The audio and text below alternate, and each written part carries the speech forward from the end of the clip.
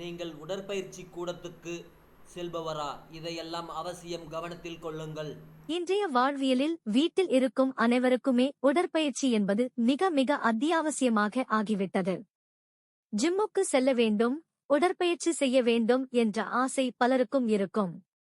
ஆனால் முறையாக உடற்பயிற்சி கூட விதிமுறைகளை கடைபிடிக்காமல் உடல் வலி ஏற்பட்டு ஓரிரு நாட்களிலேயே இதெல்லாம் நமக்கு சரியாக வராது என்று ஜிம்முக்கு செல்வதையே பலரும் நிறுத்திவிடுகிறார்கள். அப்படியில்லாமல் ஜிம்முக்கு செல்பவர்கள் சில விஷயங்களை தினமும் கண்டிப்பாக கடைபிடிக்க வேண்டும். அதில் சிலவற்றை இந்த பதிவில் தெரிந்து கொள்வோம்.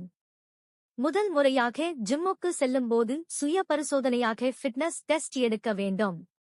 உடலின் நெகிழ்வுத்தன்மை, உடல் வலிமை, கார்டியோ உடற்பயிற்சிகளை செய்யும் திறன், உடலின் சமநிலை தன்மை, பிஎம்இ மதிப்பு ஆகியவற்றை பரிசோதித்து தெரிந்து கொண்டு அதன் பிறகு தங்களது உடலமைப்புக்கு ஏற்றவாறு உடற்பயிற்சியை தொடங்க வேண்டும்.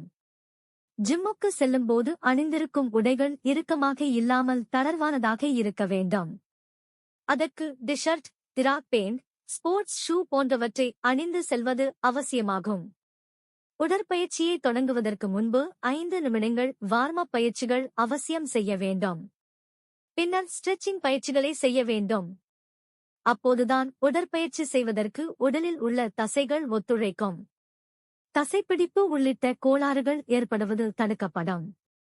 உடல் எடையை குறைக்க விரும்புபவர்கள் அதிகமாக கார்டியோ பயிற்சிகளை செய்வதால் உடல் எடை குறையும். ஆனால் உடல் ஃபிட்டாக இருக்காது. எனவே 1 மணி நேர உடற்பயிற்சியில் 40 நிமிடம் கார்டியோ பயிற்சிகளையும் 20 நிமிடம் வலுவூட்டும் பயிற்சிகளையும் செய்யலாம். உடற்பயிற்சியின் போது இடையில் தண்ணீர் குடிக்கக் கூடாது என்று சிலர் சொல்கிறார்கள். அது தவறானது. நாக்கு உலரும் போதெல்லாம் சிறிதளவு தண்ணீர் பருகலாம். பின்னர் உடற்பயிற்சி முடிந்தவுடன் 15 நிமிடங்கள் கழித்து தேவையான அளவு தண்ணீர் குடிக்கலாம். வாரத்தில் 1 நாள் அவசியம் உடற்பயிற்சிக்கு ஓய்வு கொடுப்பது உடலுக்கு நலம் தரும். இப்படி தசைகளுக்கு ஓய்வு கொடுத்தால் மட்டுமே அடுத்த வாரம் முறையாக உடற்பயிற்சி செய்ய இயலும். உடற்பயிற்சிகள் அனைத்தையும் முடித்தவுடன் தசைகளின் இறுக்கத்தை தளர்த்தும் வண்ணம் சில ஸ்ட்ரெச்சிங் பயிற்சிகளை செய்ய வேண்டும். 3 முதல் 5 நிமிடங்கள் வரை செய்யும் இந்த பயிற்சியை உடற்பயிற்சியாளர் கண்காணிப்பில் செய்ய வேண்டியது அவசியமாகும். இப்படி சில விதிமுறைகளை கடைபிடித்தால் தினசரி உடற்பயிற்சிகள் அனைவருக்கும் சாத்தியமே.